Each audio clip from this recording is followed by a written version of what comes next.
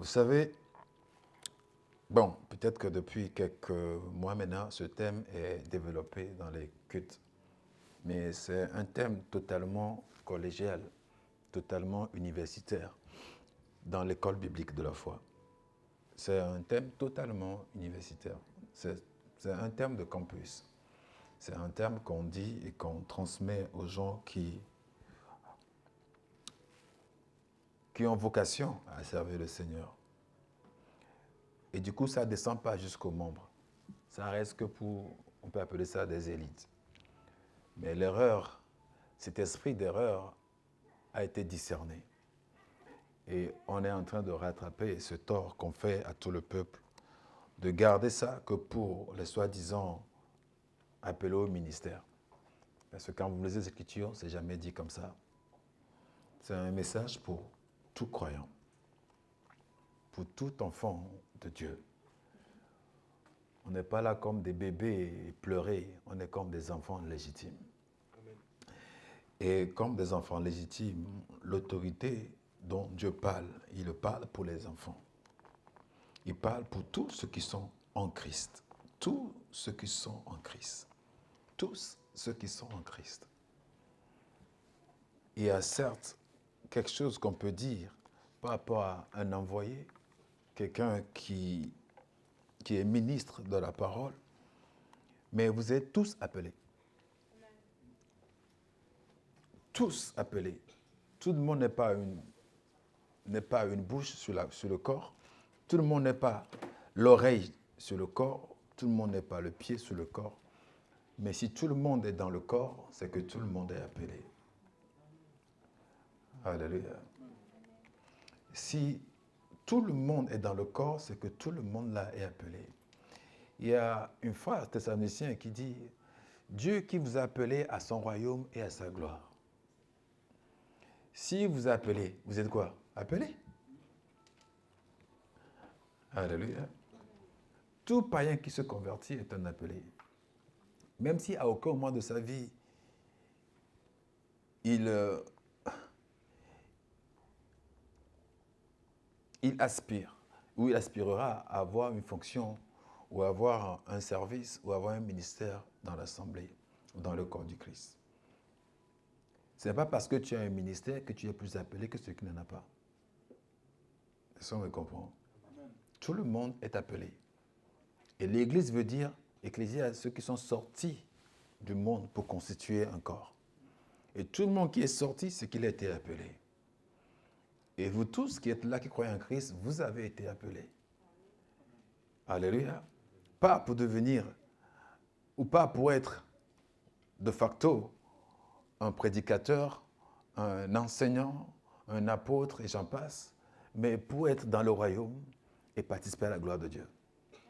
Il nous a tous appelés à son royaume et à sa gloire. Colossiens dit, il nous a transférés des ténèbres au royaume de son Fils bien-aimé, de façon à son admirable lumière. Transférer qui? Il ne parle pas des 5 ministères. Il parle de tout enfant de Dieu. Amen. Amen. Amen. Je veux entendre les démons pleurer, les démons crier, les démons se fâcher contre nous. Ils sont déjà fâchés, hein? Mais s'ils peuvent encore l'être de plus, ça veut dire qu'on travaille bien. Amen. Alléluia. Si vous rentrez chez vous et vous sentez une présence bizarre, dites que ah oui, j'ai bien travaillé. C'est pour ça qu'il est venu me déranger. Le diable ne va pas s'aventurer à perdre son temps avec quelqu'un qui ne le dérange pas. Alléluia. Le mal ne va pas s'aventurer à perdre son temps avec quelqu'un qui ne le fait aucun mal. Tout chrétien doit savoir que le diable le poursuit. Mais il est rassuré parce que le diable ne va pas l'atteindre. Mais tu le sais. Alléluia. Tu le sais. Smith Wigglesworth, j'ai toujours du mal à prononcer ce nom-là, mais pas que moi d'ailleurs, tout le monde a du mal. Smith, à un moment donné, était en 1930, quand il a commencé, quand il était en plein essor dans ce ministère. Je ne m'ai pas encore né. Hein.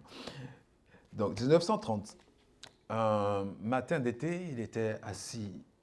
Il y avait déjà l'histoire de bus hein, à l'époque, quoique c'est maintenant, mais il y avait déjà l'histoire de bus à l'époque. Il était assis du coup à l'arrêt de bus.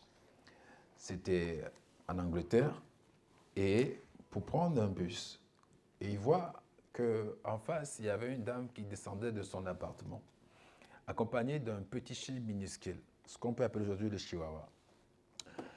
Et cette dame-là, selon Smith, parlait comme peut parler un Européen, une Européenne à son chien. « Oh, Milou, non, c'est bon, maman, ça me va, rentre à la maison. » Et Milou qui vient, enfin, le chien qui vient, qui s'approche et qui essaie de le frotter, de caresser les chevilles, comme font les chiens, de toute façon, ou les chiots. La dame traverse, vient aux côtés de Smith, aussi à l'arrêt de bus, pour attendre le bus. Le chien l'accompagne encore. Le chien fait la même chose. La dame me dit, non, Milou, maman s'en va, il va être l'heure. Allez, vas-y, rentre. Ben, Milou est toujours là. Le bus arrive. La dame se lève, se dirige vers le bus. Le chien le suit toujours. Il était à même de monter sur le bus, dans le bus, et le chien est toujours là. Qu'est-ce qu'il fait alors? Elle tape fort sur le sol et dit, « Hé, va-t'en !» Et là, le chien a remué sa queue, l'a rangé, a couru à toute vitesse, direction maison.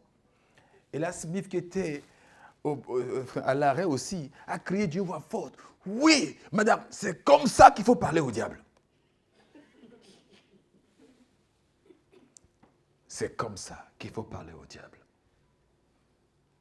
La gentillesse ne marche pas avec lui. Le seul langage qu'entend le diable, c'est le langage de l'autorité. Le langage de la puissance. Alléluia. Il faut que le diable regrette de venir dans ton rêve sous forme de chat. J'ai vu que le chat blanc n'inquiète pas les gens. Quand ils voient un chat noir, ils sont inquiétés. Que s'il vient en forme de quoi que ce soit, d'oiseau, peu importe quoi, qu'il regrette d'être venu. Qu'il regrette d'être venu. Que s'il te lève et que tu vois une manifestation quelconque de lui dans ton appartement, qu'il regrette d'être venu. Et que dans ton corps, tu sens des symptômes de quelques agissements que ce soit venant de lui, qu'il regrette d'être venu. Que tu marches et que tu as tout le temps des toits d'araignée qui te faufilent, qui te prennent, ou que tu heurtes toujours un pied, tu casses toujours une jambe, tu casses toujours... Qu'il regrette d'avoir été la cause de cela. Qu'en composant, tu as de l'oubli chaque fois de perdre mémoire, qu'il regrette d'être derrière cela. Alléluia. Qu'à chaque fois que tu as une promesse, les promesses s'évaporent, comme si on t'oublie, on t'ignore, qu'il regrette d'être derrière cela.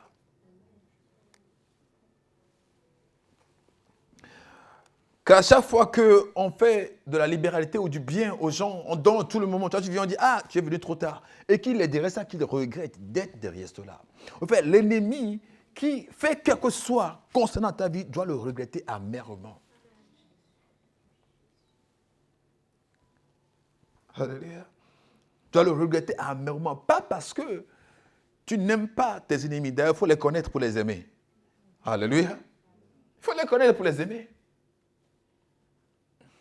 Mais aucun ennemi n'entend ou n'entend vraiment le dialogue de la gentillesse. Ça ne marche pas avec l'ennemi. Ça ne marche pas avec le diable non plus. Alléluia. Ça ne marche pas avec le diable. À Dieu appartient quoi? Il dit le règne, la puissance et la gloire pour le siècle des siècles. Il dit, je ne vais pas noter la référence, parce que normalement, ils doivent connaître ça par cœur maintenant. Il dit, à Dieu appartient le règne, la puissance et la gloire pour le siècle des siècles. Alléluia. La prochaine fois que le diable va venir frustrer tes enfants, il faut qu'il trouve la guerrière en toi.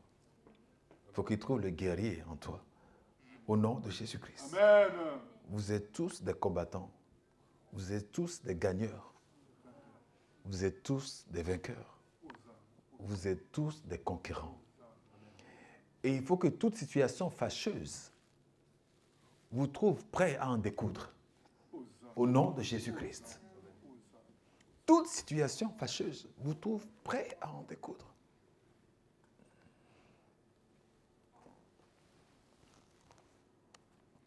Le jour où le diable vient harasser, menacer ou perturber la santé de vos enfants, le jour-là, ne donnez pas un paracétamol et puis allez vous coucher tranquille. Non. Vous arrêtez tous vos programmes. Parce qu'il y a quelqu'un qui veut vous montrer qu'il est fort. Alléluia. Vous arrêtez tous vos programmes. Si vous faites ça, il va penser 1001 fois avant d'attaquer votre deuxième enfant. Si vous donnez juste un paracétamol, vous avez couché, ça va, douleur, ça va. Il voit que ok, vous n'êtes pas en alerte. Alléluia. Vous n'êtes pas en alerte. Il va encore revenir. Et il va encore revenir. Il va dupliquer ce qu'il a fait la première fois. Il va dupliquer plusieurs fois. Mais si la première fois, vous n'êtes pas d'accord pour un mot de tête, il ne va pas ramener un mot de ventre. Alléluia. Éphésiens chapitre 1, à partir du verset 17.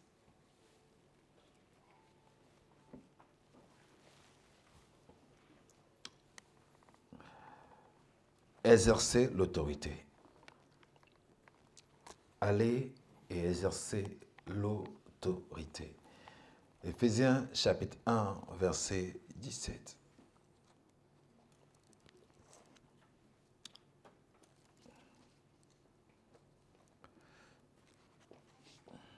Éphésiens 1, à partir du verset 17. Le Dieu... Non. Afin que le Dieu de notre Seigneur Jésus-Christ, le Père de gloire, vous donne un esprit de sagesse et de révélation dans sa connaissance, et qu'il illumine les yeux de votre cœur pour que vous sachiez quelle est l'espérance qui s'attache à son appel. Point. On va faire point d'abord, après on va prendre le reste. On va essayer d'aller doucement, parce que ce verset, vous le connaissez. Pour l'avoir moi-même cité plusieurs fois, c'est que vous le connaissez. Que, afin que le Dieu de gloire, Père de notre Seigneur Jésus-Christ, vous donne un esprit de sagesse et de révélation dans sa connaissance.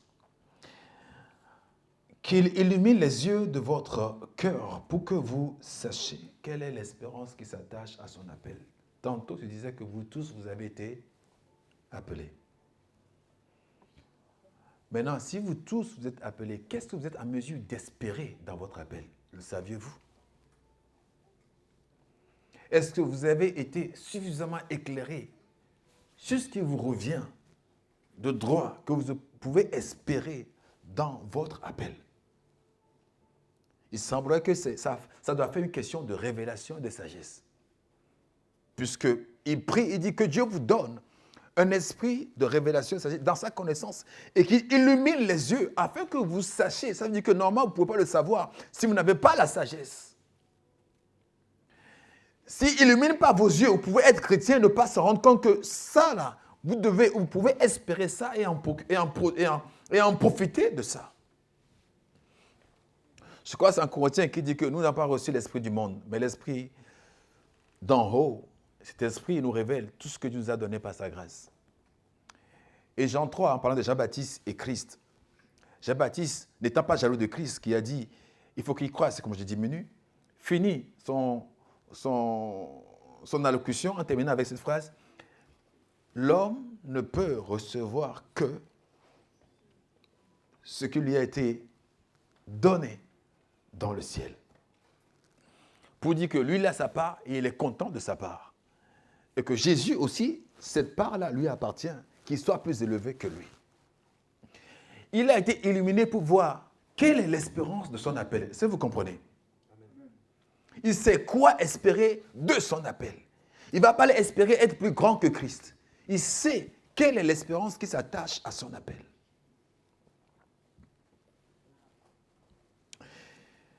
Tu ne vas pas croire que le triomphe de la maladie est un miracle, quand en même temps tu crois que c'est de domaine du naturel ou du normal pour le chrétien. On parle de miracle qui n'est pas normal, n'est-ce pas? Maintenant, si Dieu dit que la délivrance est le pain quotidien des enfants, ça veut dire que toi, la délivrance pour toi, c'est du domaine du naturel. Ça doit se produire plusieurs fois dans la journée sans qu'il y ait un étonnement. Est-ce qu'on se comprend? Mais si tes yeux ne sont pas illuminés, quand ça arrive une délivrance, tu vas toi-même être d'abord étonné. Il dit, les enfants de Dieu connaissent que les miracles de Dieu. Or, Moïse connaissait les voies de Dieu. Et Moïse n'est pas étonné quand la mer se fendit en deux. C'était les enfants de Dieu qui étaient étonnés. Il n'est pas étonné quand l'eau sort du rocher. C'est les enfants qui étaient étonnés. Il n'est pas étonné des miracles. C'est les enfants qui étaient étonnés.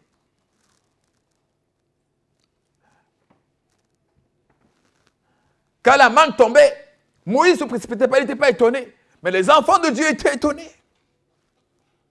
Parce qu'ils savaient que les miracles, ils ne connaissaient pas les voies de Dieu. Alléluia. Les voies de Dieu et les œuvres de Dieu, ce n'est pas la même chose.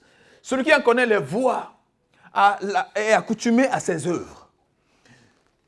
Celui qui ne connaît pas les voies s'étonne de ses œuvres et peut même les attribuer au diable.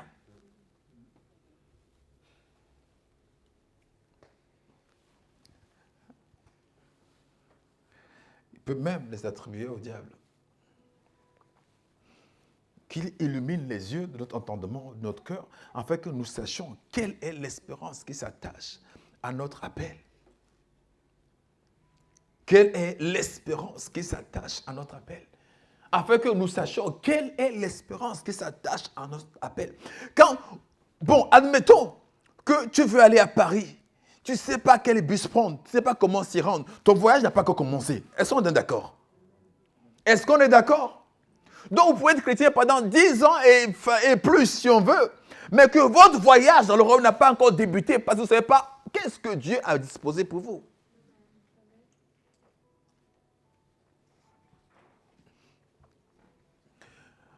Un croyant peut perdre une bataille. Si ça arrive, il ne perdra pas la guerre.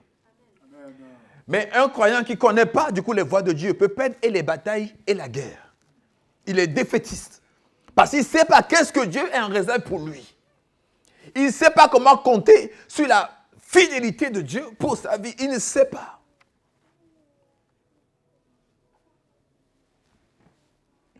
Vous comprenez ce terme-là et le pray-for-me va s'arrêter un peu. C'est I pray by myself. Le pray-for-me, là, c'est Nigeria qu'on dit ça. Pray-for-me. Pasteur, pray-for-me. Il n'y avait que ça. Jusqu'à ce qu'on amène l'autorité que tous les croyants possèdent. Il dit, il n'y avait aucun indigent parmi eux, tous. Il n'y avait aucun indigent. Pourquoi les gens s'appliquaient à la crainte de Dieu? Ils s'appliquaient aux enseignements, à la prière, à la fraction de pain. Et ils persévéraient dans ces choses-là. À tel point qu'il n'y a pas d'indigents parmi eux. Quand on dit indigent, on ne parle pas juste de matériel. Il n'y a même pas l'indigent spirituel. Il n'y a pas. Il n'y avait pas un malade parmi eux. Tout le monde se portait bien. Et vivait bien. Pourquoi? Les gens s'appliquaient à connaître Dieu. Dis-leur ce qu'il y a. Parce que c'est dans l'information que tu puisses ce qui va nourrir ta foi. Et avec une foi ferme, tu cherches même les challenges. Tu cherches même les challenges. Parce qu'aucun général d'armée n'est satisfait de vivre dans la paix. Il veut s'efforcer de tester l'habilité de ses compétences. C'est comme aucun bon musicien ne va aimer vivre dans un endroit où on ne peut pas faire un spectacle. Sa profession n'est pas là-bas. D'ailleurs, j'entends les gens souvent dire, les gens qui sont dans le domaine du spectacle, « Oh, je vais dans une grande ville. » Pourquoi ils disent ça? Parce qu'il y a plus à faire dans une grande ville que dans une ville qui n'est pas encore en vogue. Tout simplement. Dans les endroits cosmopolites, tu as tellement de choses à faire dans le spectacle que dans les endroits qui sont des endroits, entre guillemets, retraités. Angers était une ville retraitée. En 2005, c'était une ville retraitée. Tu ne vois pas un étranger dans la rue. Hein. Je trouve que restaurant chinois, tout ça, n'hésitez pas. Hein. Et personne n'y voulait venir, d'ailleurs. Quand ils disaient, tu es à Angers, on cherche sur la carte, ça existe.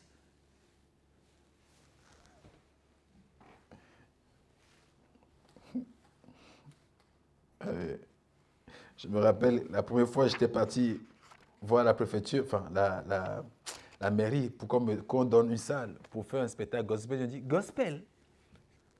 Oui, ça n'a jamais été fait sur Angers. Ça n'a jamais été fait. Jusqu'au jour là du 3 rue de l'Écriture. Au 3 rue de l'Écriture, c'est ça, hein? 3 rue de l'Écriture, mon plaisir là-bas. C'était la première fois.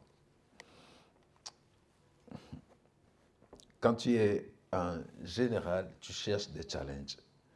Quand tu connais ta valeur, tu ne veux pas du tout qu'on te dépossède de quelque chose qui t'appartient. Il dit, elle sera sainte, la maison de Jacob. Il y aura la délivrance et les enfants reprendront ce qui est à eux.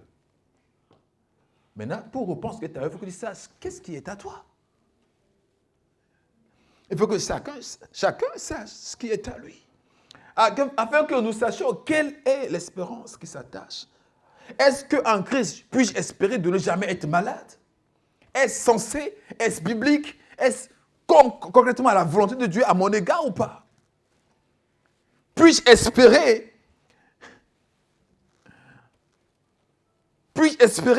être sain dans mon quotidien de chaque jour? Est-ce que c'est réel? C'est une promesse réelle dans la vie pour moi ou pas? Puis-je espérer être en communion perpétuelle, non-stop, avec l'Esprit Saint, dans la journée, dans la nuit, au réveil, durant toutes mes phases de la journée ou pas? Est-ce que c'est quelque chose qui est réel, réellement promis pour moi ou pas?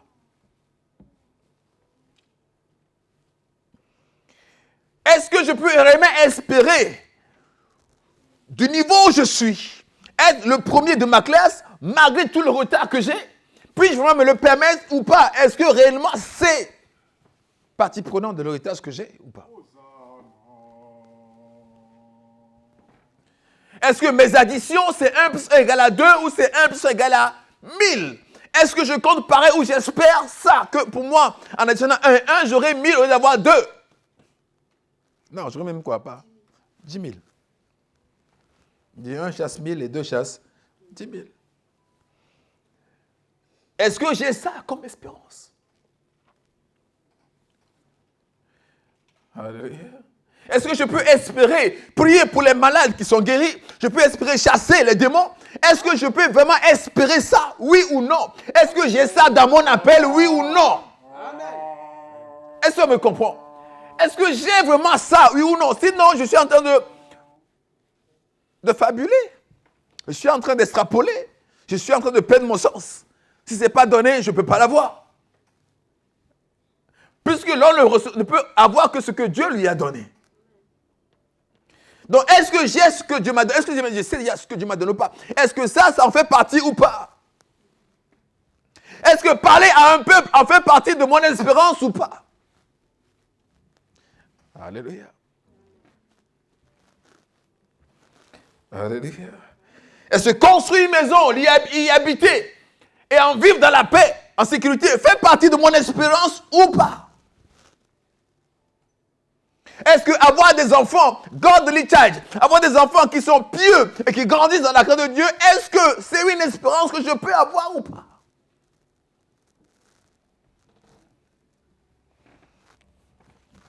Alléluia.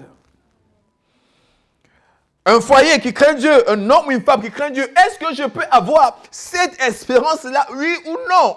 Qu'on me le dise, qu'on me le révèle, et que je sois sûr de voir que c'est ça ce que Dieu m'a demandé d'avoir. Et dans ce cas, je combats tout ce qui est contraire.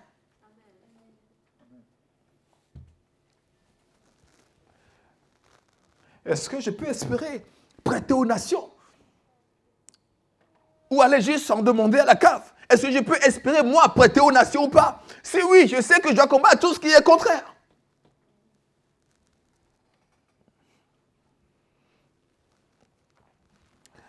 Qu'il ouvre les yeux afin que nous sachions quelle est l'espérance qui s'attache à son appel. Et quelle est la richesse de la gloire de son héritage qu'il a envers nous les saints? C'est ça, hein, le deuxième. La richesse de la gloire de l'héritage qu'il a réservé envers nous les saints. De savoir comment la gloire de Dieu nous concernant est riche. Déjà, on ne dit pas l'opprobre, on ne dit pas la honte, Donc déjà, tu sais que ça doit être gloire autour de toi. Ça ne peut pas être opprobre autour de toi. On dit, quelle est la richesse de quoi? De la gloire. Donc l'héritage que tu as, d'une manière un peu plus résumée, de façon paranomique, c'est un héritage de gloire. Je vous ai dit en 2 Thessaloniciens, il dit, il nous a appelés à son royaume et à sa gloire. Donc de facto, si tu es révélé, si toi-même tu as aussi révélé, tu sais que la honte et l'opprobre, ça ne doit pas te fit, ça ne doit pas t'y aller. Alléluia.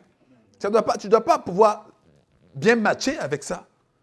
Parce que tu n'es pas fait pour. Quand Dieu dit que c'est l'espoir que tu dois avoir, ça veut dire qu'il t'a créé avec les gènes qui font que tu dois avoir la gloire. Et donc, ne pas avoir gloire, c'est ne pas vivre totalement comme Dieu aimerait que tu vives. Bon, je vais peut-être vous choquer. Prenez ça pour votre maturité, hein, quand ça va arriver.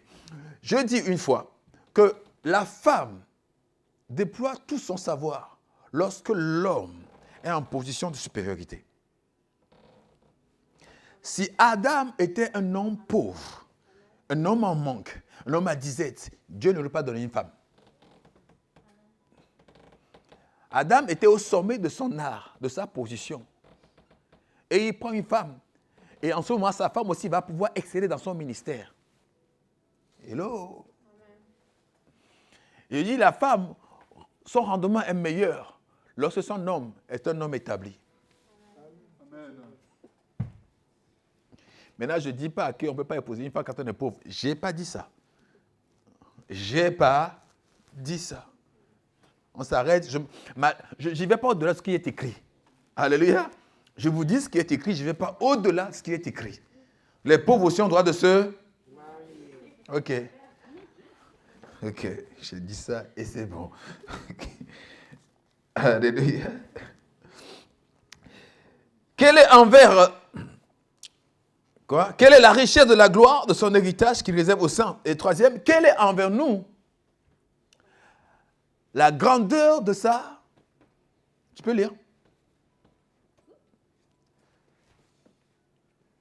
Quelle est la richesse de la gloire de son Non, héritage? troisième. Oui, vas-y. Et quelle est envers nous qui croyons l'infinie grandeur de sa puissance se manifestant avec l'efficacité Par la vertu de sa force. Ok. Quelle est envers nous qui croyons? Est-ce que vous tous vous croyez? Alléluia. Est-ce que vous tous vous croyez? Déjà, vous tous êtes appelés? Alléluia. Si vous tous vous êtes appelés, si vous tous vous êtes saints, si vous tous vous croyez, c'est pour vous ça. Amen. La première dit, qui donne à ceux qui sont appelés, quelle est l'espérance qui s'attache à notre appel? Et après, quelle est la gloire de l'héritage qui donne aux saints? Troisième, quelle est envers nous qui croyons l'infinie grandeur de sa puissance? Il ne trouve pas la limite à la puissance. Est-ce que vous me comprenez? Il ne trouve pas la fin. Il dit l'infinie grandeur de la puissance de Dieu envers ceux qui croient. L'infinie grandeur de la puissance envers ceux qui croient. L'infinie grandeur de la puissance envers ceux qui croient.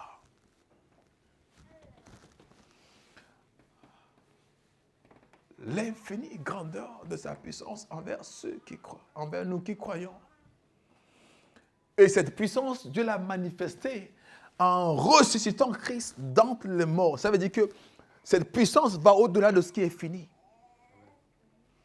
Quand bien même c'est fini, cette puissance est toujours active. Elle a ramené, parlant de puissance, Christ d'entre les morts. Mais non par notre vivacité, non par le mécanisme que nous avons employé, non par notre zèle, par la vertu de sa propre force à lui. Alléluia. Il a fait cela par la vertu de sa propre force. Donc toi, tu fais quoi? Tu crois, tout simplement. Ce n'est pas ce qu'il a dit à Marthe. Ne t'ai-je pas dit? Crois et tu verras la gloire de Dieu. Quand les disciples ne sont pas arrivés, il vient les voir et dit, race d'incrédules, combien de fois je vais vous supporter? Amenez-le-moi. Et quand on l'a apporté maintenant, il demande au Père, qu'est-ce qui se passe? Le papa dit, jamais été disciple, il n'y arrive pas. Donc, si tu peux faire quelque chose. Christ est fâché. Tu dis quoi? Si je peux. Autrement dit, quand il dit race d'incrédules, il ne parle pas que aux disciples. Il parle aussi au père de l'enfant qui a amené un enfant mais qui ne croit même pas. Tu amènes un enfant à la prière mais tu n'y crois même pas. On va voir si vous pouvez. Dans le si tu peux, tu ne trouves pas Dieu. Parce que Dieu, c'est il peut. Dans le si je peux, Dieu n'existe pas. Si tu peux faire quelque chose, ça a embarrassé Christ. Il dit, mais si tu peux, tout est possible. À ce que quoi? Dans ce cas, viens au secours de mon incrédulité. Amen. Alléluia. Viens au secours de mon incrédulité. Avec nous qui croyons l'infinie grandeur de sa puissance se manifestant. L'infinie grandeur de sa puissance se manifestant avec efficacité par la vertu de sa propre force. Il a déployé en ressuscitant Christ d'entre les morts.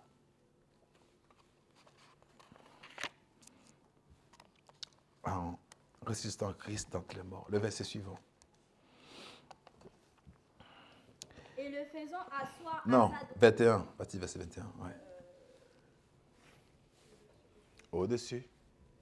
Au-dessus. Au-dessus de toute domination, de toute autorité, de toute puissance, de toute dignité et de tout nom qui se peut nommer, non seulement dans le siècle présent, Amen. mais encore dans le siècle à venir. Ok, tu peux relire encore.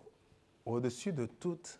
Au-dessus de toute domination, de toute autorité, de toute puissance, de toute dignité et de tout nom qui se peut nommer, non seulement dans le siècle présent, mais encore dans le siècle à venir. Au-dessus de.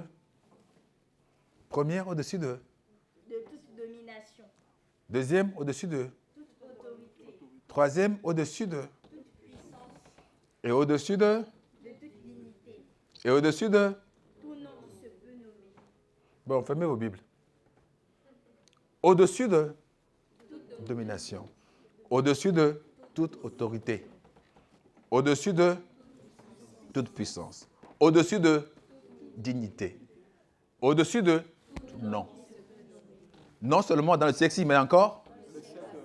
On va reprendre encore. Au-dessus de domination. Au-dessus de toute puissance. Au-dessus de toute dignité. Au-dessus de tout qui se peut nommer non seulement dans le siècle présent, mais encore dans le siècle à venir. Il y a un nom, ce nom vient du ciel. Vous comprenez cela et tous les noms qu'on va vous ramener, que ce soit sida, que ce soit cancer, que ce soit... Vous respirez un bon coup, vous dites, mais il y a un nom à cela. Alléluia. Il y a un nom. C'est pour ça, entre nous, quand vous blaguez avec le parler en langue, vous blaguez avec notre Seigneur Jésus, vous voyez que je ne réponds pas forcément. Je ne sais pas si je ne trouve pas un verset encore qui frappe vraiment ça correctement, tout, et puis ça lance. Je ne trouve pas. Mais je sais que de facto, tu ne peux pas prononcer notre Seigneur en vain. Alléluia.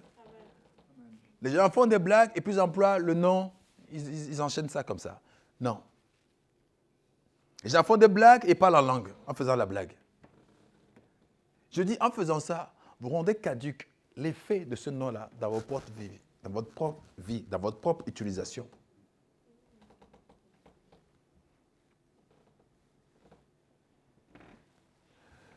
Le nom de Jésus, c'est un nom au-dessus de tout le nom. Et l'invoquer, c'est à souhait pour un but. Ce n'est pas pour amuser la galerie. Parce que si ce nom-là, tu l'utilises pour amuser, tu vas encore l'utiliser après pour quelque chose de sérieux. Quand tu vas dire au diable, au nom de Jésus, il ne sait pas si tu blagues ou si c'est sérieux. Dis avec ce même nom-là que tu as désacralisé, tu veux maintenant le sacraliser après, il va pas, ça ne va pas marcher comme ça. au-dessus de toute domination, autorité, dignité, puissance, dignité et nom. Dieu l'a établi comme ça. Afin qu'au nom de Jésus, tous genoux fléchissent. Et il a mis pour chef suprême l'Église. On dit, mais on parle de l'autorité courante. Pourquoi on parle de Jésus? Parce que l'autorité que tu as vient de qui? Je vous ai parlé l'autre fois de la personne qui stoppe les voitures. Il n'a même pas la force, ni seulement d'arrêter le chauffeur, même la voiture elle-même. Il n'a pas. Mais à cause de l'autorité qu'il a, il fait comme ça et tout le monde appuie sur ses freins. Et tout le monde s'arrête. Il a mis chef suprême de l'Église. Il est la tête pensante de l'Église. Vous savez, comme l'autorité, c'est avec quoi? Avec la tête. Et imagine que tu n'as pas de tête. Est-ce que tu peux commander ton bras de lever? Alléluia. Donc, si nous sommes le corps de Christ, et Christ est la tête, l'autorité peut venir que de lui. Alléluia. Et comme son autorité surpasse toute autorité, ça ne peut pas être résisté par une tierce puissance ailleurs. Si le bras va aller faire ce que la tête dit, et que la tête est supérieure, le bras pourra faire aisément ce que la tête dit. Parce que le bras articule seulement ce que la tête dit.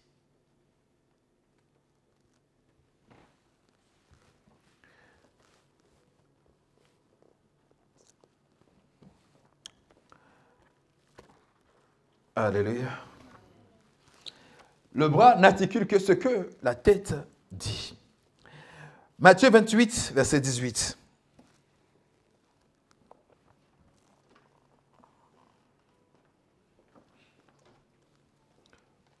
Matthieu 18, verset 28.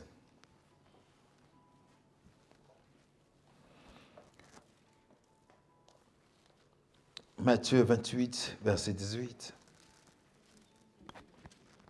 Matthieu 28, verset 18. Matthieu 28, verset 18. Tout pouvoir m'a été donné sur la terre, dans les cieux et sous la terre. Matthieu 28, verset 18. Oui. Jésus s'étant approché, leur parla ainsi. Tout pouvoir m'a été donné dans le ciel et sur la terre. Allez, faites de toutes les nations des disciples, les baptisons au nom du Père, du Fils et du Saint-Esprit. Et enseignez-leur à observer tout ce que je vous ai prescrit. Et voici, je suis avec vous tous les jours jusqu'à la fin du monde. Amen. Alléluia. Alléluia. On a défini le mot pouvoir le dimanche passé. Le mot pouvoir, n'y voyez pas la puissance dans ce mot qui est traduit dans le français pouvoir. C'est autorité. C'est le même mot qui a été dit en Luc 10, 19. Voici, je vous donne l'autorité sur le serpent, le scorpion et sur toute la puissance de l'ennemi. Et rien ne pourra vous nuire. Dans l'anglais, on dit and nothing by any means will hurt you. Rien ne pourra vous nuire, dit le français. Anglais dit rien. Par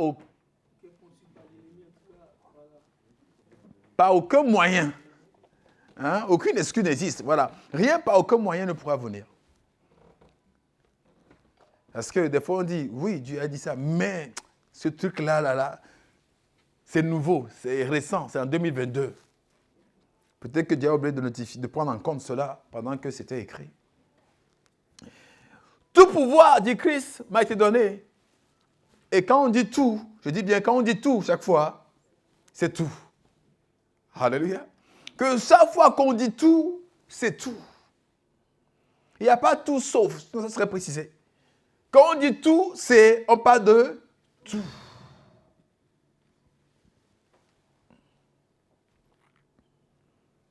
Dieu a donné la force, l'autorité pour que vous gérez bien même les animaux.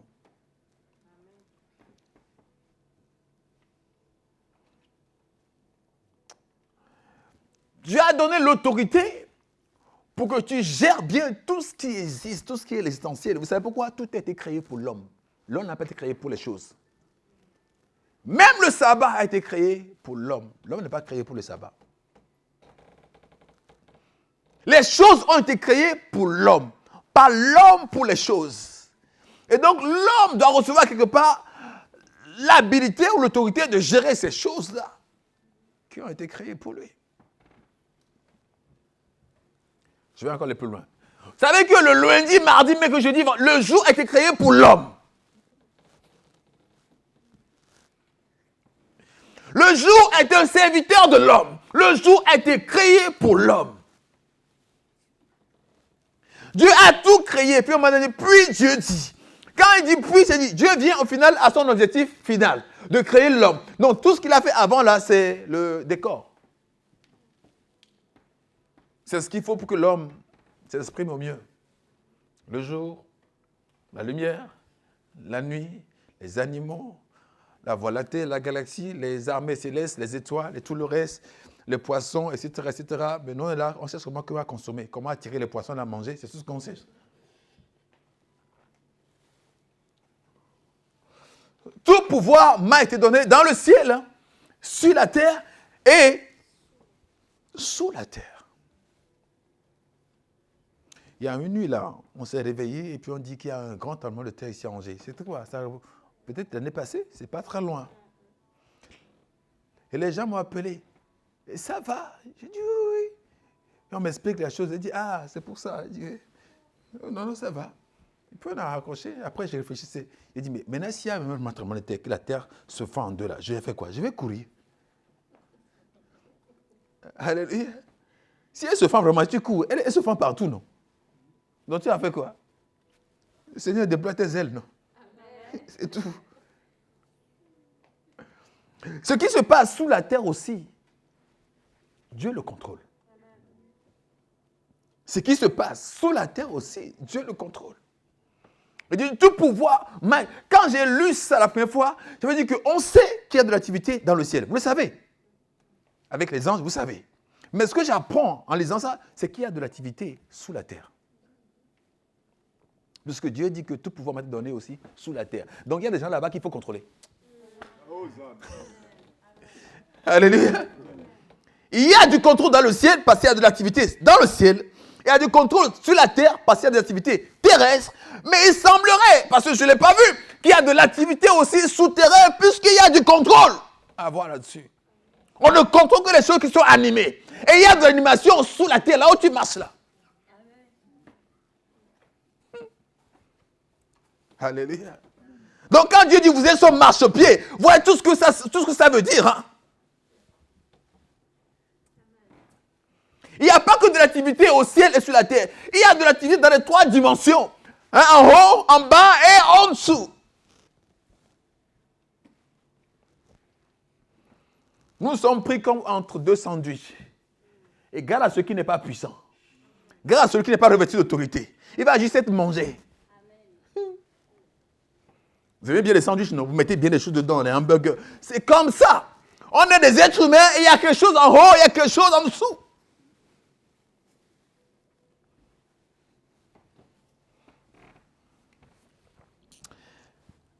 Alléluia.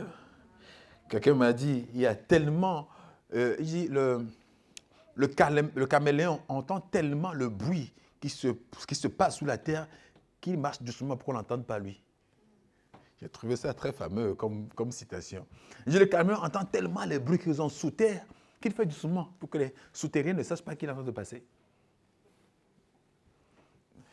Tout pouvoir dans le ciel, sur la terre et sous la terre m'a été donné. Maintenant, il dit, ça s'enchaîne tout de suite. Tout pouvoir m'a donné. Allez et faites. Ça veut dire quoi? Tout pouvoir m'a été donné. Allez donc exercer cette autorité. Il n'y a pas une virgule après. Ça s'enchaîne tout de suite. Tout pouvoir m'a été donné. Allez et faites. Avec quoi? Avec le pouvoir que j'ai.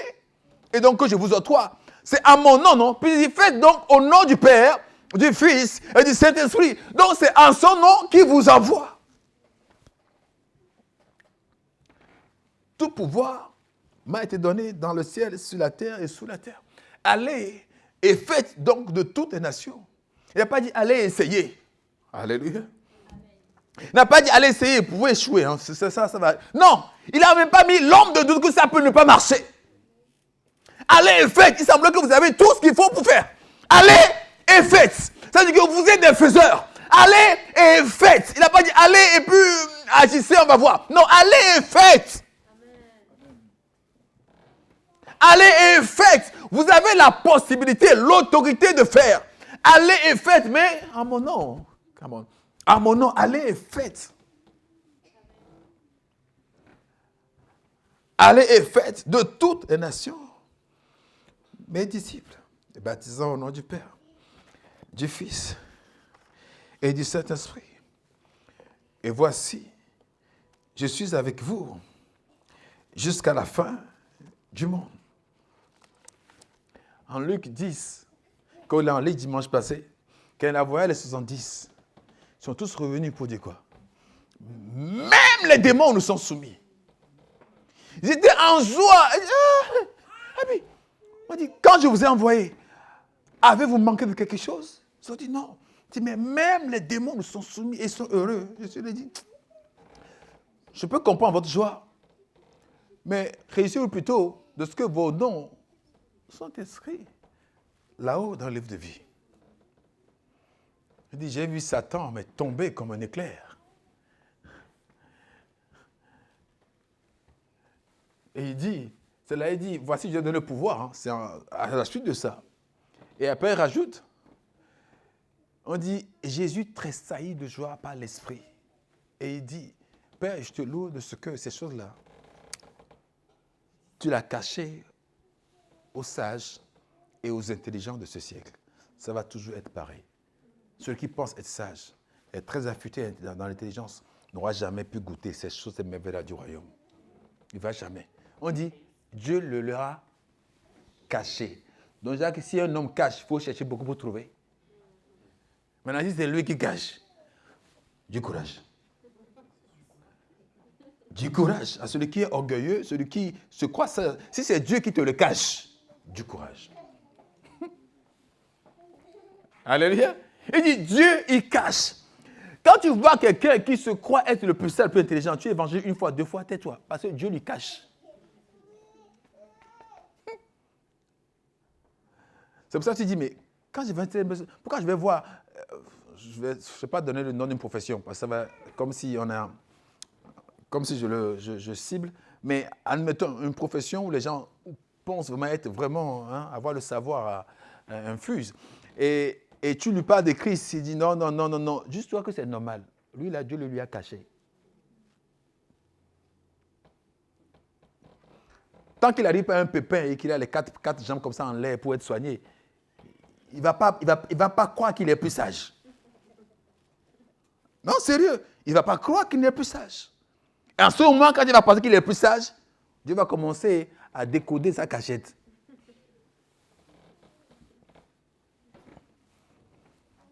Enseigne-leur à observer tout ce que je vous ai prescrit. Voici, je suis avec vous jusqu'à la fin du monde.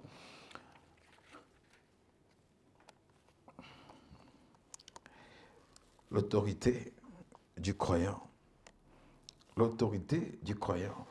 Et vous remarquez, je vous ai dit l'autre fois, quand on a parlé de Judas et autres, je ne vais pas revenir là-dessus, mais ils n'ont rien fait pour avoir cette autorité. Tout ce qu'ils ont eu à faire, c'est d'accepter ce qu'on leur donne. On est d'accord que même si je veux donner 10 000 euros à quelqu'un, je lui donne. S'il refuse, je ne veux pas le lui donner. Mon bras est tendu pour donner. Mais s'il n'y a pas un autre bras tendu pour recevoir, l'échange ne se fera pas. On est d'accord que quand on dit Dieu donne, ce n'est pas Dieu te lie, t'attache et te force à avaler quelque chose. Ce n'est pas dans ce sens-là. Quand on dit Dieu donne, on sent qu'il y a un échange normal, volontaire entre lui et celui qui veut recevoir. Est-ce que vous me suivez? Dieu donne, mais pour ça, il faut que moi aussi je tends les bras pour recevoir. Il ne vient pas en voulant te donner, il tire ton bras, il l'ouvre par force, il met, il le referme, il met dans ta poche. Tiens! Non, il ne fait pas ça. Il ne fait pas ça. Je crois que si quelqu'un fait ça même dans la rue, le fait qu'il te prend ton bras déjà par force, tu peux le gifler déjà, parce que pour toi, ce n'est pas normal. On ne donne pas comme ça. Ils n'ont rien à eu à faire. Ils n'ont rien à eu à faire à part d'accepter ce que le Seigneur donne. D'accepter ce que le Seigneur donne. D'accepter ce que le Seigneur donne.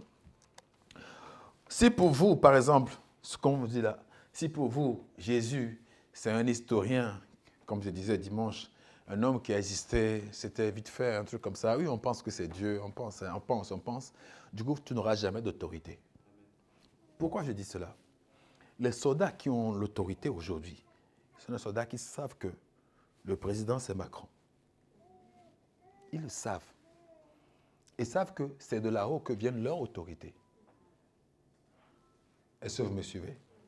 Ils savent que leur adjudant-chef, ou leur caporal, ou leur colonel, ou leur général, etc., tout ça suit la lignée. Juste que ça monte finalement sur qui? Sur le président qui est le général de l'armée.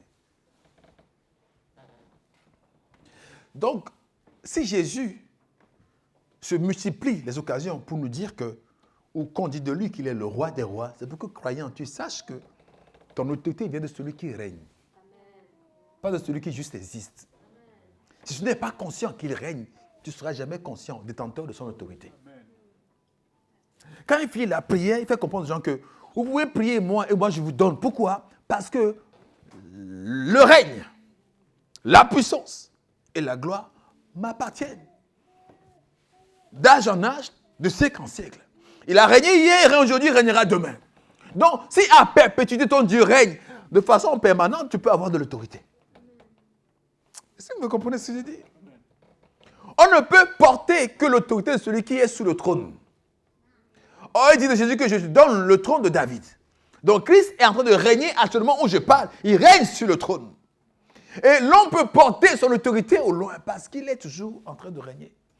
Et Daniel 7, je crois, dit que voilà lui qui a une domination éternelle. Son règne n'a pas de fin. Daniel chapitre 7. On peut vérifier. Daniel chapitre 7. Verset 14 par là. Il dit, Jésus a la domination d'un règne éternel. Si tu sais que ton roi règne, tu n'es pas en train de usurper quelque chose. Tu fais exprès de prendre son autorité et d'agir en fonction. Christ règne. Christ a de l'autorité. Il y a un chant qui dit, c'est Jésus qui règne. Toi, tu n'as pas d'autorité. Alléluia. C'est Jésus qui règne. Vous voyez, quand on voit Jésus comme un... Je demandais quelque part à un historien, pour lui, c'est qui Jésus? Il dit, pour moi, c'est Jésus qui a inventé le calendrier d'aujourd'hui. Il dit, ah bon? Hein? C'est typiquement une réponse d'historien. Pour lui, Jésus a inventé le calendrier. Puisqu'on dit l'an, avant et après.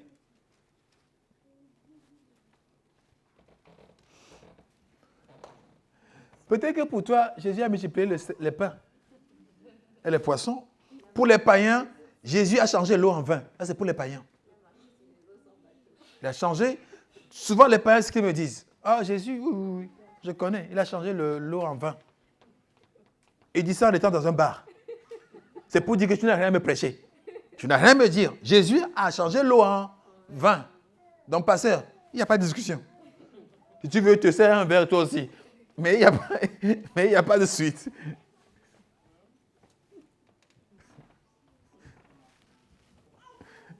Alléluia. Qu'est-ce que Jésus est pour... Si Dieu est pour toi un roi qui règne, tu auras de l'autorité. Si tu comprends que tout pouvoir lui a été donné et qu'il règne là-haut, sur terre et sous la terre, tu auras de l'autorité. Alléluia. Il dit, vous connaîtrez la vérité et elle vous affranchira. Il ne parle pas de l'intellect. Il ne parle pas de la vérité qu'on connaît intellectuellement. Il parle de la rencontre avec la vérité. Il parle de la révélation de la vérité. Il parle de l'assimilation de la vérité. Et quand tu as ça, il dit, tu es affranchi.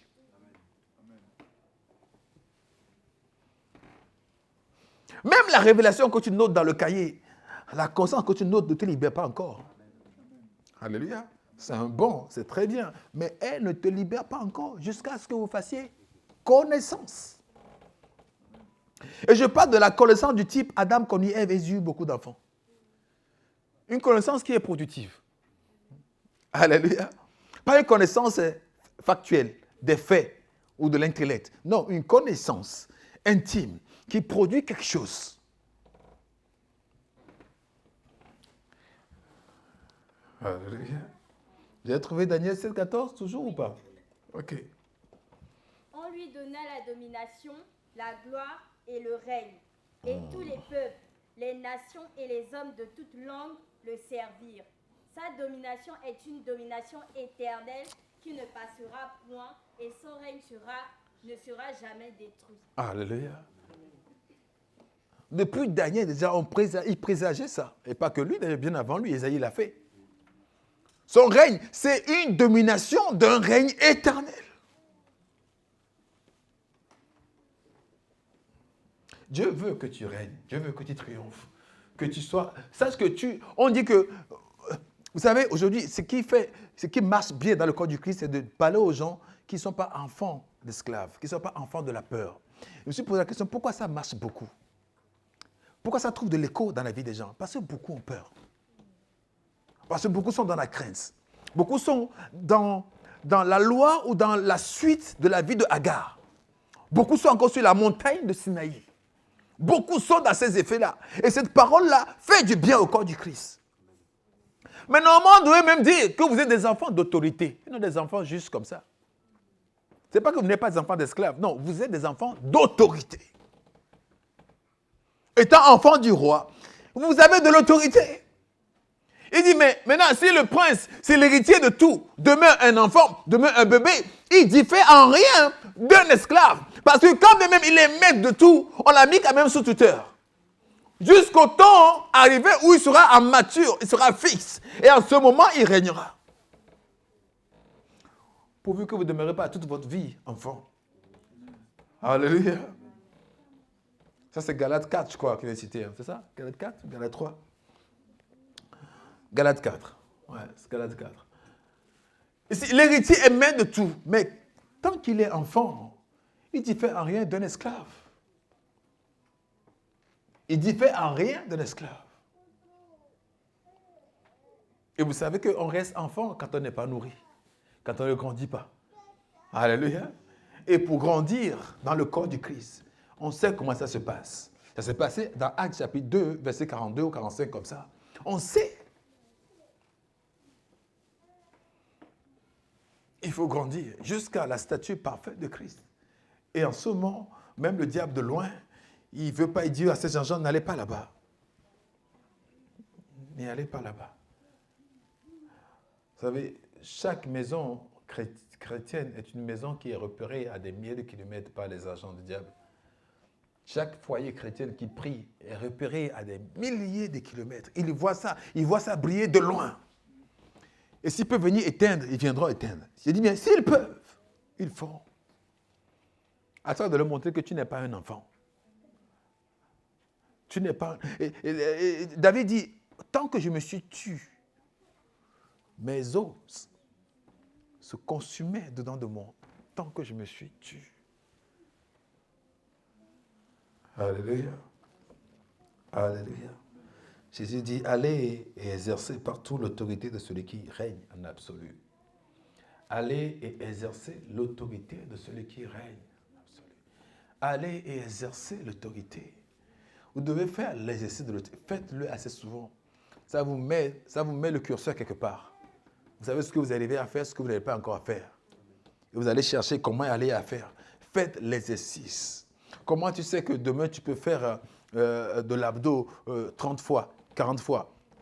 Parce que tu l'as déjà fait 20 fois. Tu l'as déjà fait jusqu'au nombre de 20. Tu sais que dans 2 jours, je peux faire 21. Alléluia. Tu n'as pas encore chassé le mot de tête. Tu veux chasser un légion dans le corps de quelqu'un. Mais dis courage. Tu n'as pas encore jeûné. Quelqu'un m'a dit, il veut jeûner 40 jours. Mais tu as déjà jeûné un jour. Il dit non. Il dit pardon, je ne suis pas dedans. Ça, c'est à coup sûr pour porter plainte après contre moi. Je ne suis pas dedans. Donc, jeûne d'abord une journée, 2-3 jours, avant de dire je fais un jeûne de 40 jours. C'était ça le mois passé, parce que l'histoire de Pâques, là, de jeûne de 40 jours, là, que les gens ont commencé. Carême, oui. J'ai dit, pardon, tu as déjà fait pour un jour? Il dit non. Elle dit, laisse. Tu as fait pour un jour ou faire moitié d'une journée si tu veux. Mais 40 jours, pas encore. Alléluia. Parce que la force se mesure au fur et à mesure qu'on avance. Et l'autorité aussi s'exerce. Il dit, allez, faites. Donc tu vas et tu fais. Tu tires encore des difficultés, tu dis, Père, donne-moi plus, ça pourrait que c'est plus fort que moi. Allez, envoie. Pierre a reçu l'autorité. Il est parti œuvrer. Il guérit un paralytique à la porte de la belle. On l'a arrêté, on l'a mis en prison. Quand il sort de là, vu tout ce qu'il a vécu, il dit, Seigneur, envoie à ton serviteur, donne à nous de parler avec beaucoup d'assurance. En étendant ta main, qu'il se passe beaucoup de prodiges. Sur le champ, la terre a tremblé. Dieu l'a revêtu d'une autre autorité encore. Parce que l'onction, tu ne peux pas jamais le recevoir de trop. Il y a toujours la place à recevoir encore et encore. Quand il a vu l'adversité, il a dit, Seigneur, vois leur menace et donne-moi plus encore que ce que j'avais avant, parce que la menace est grande. Amen. Alléluia. Vois leur menace. Je n'ai pas compris que c'était comme ça. Mais maintenant, j'ai vu, vois leur menace et donne-moi d'avoir encore plus que leur menace. Donc, si tu ne fais pas pour un petit, tu ne sauras pas que là, je cale et que je demande plus.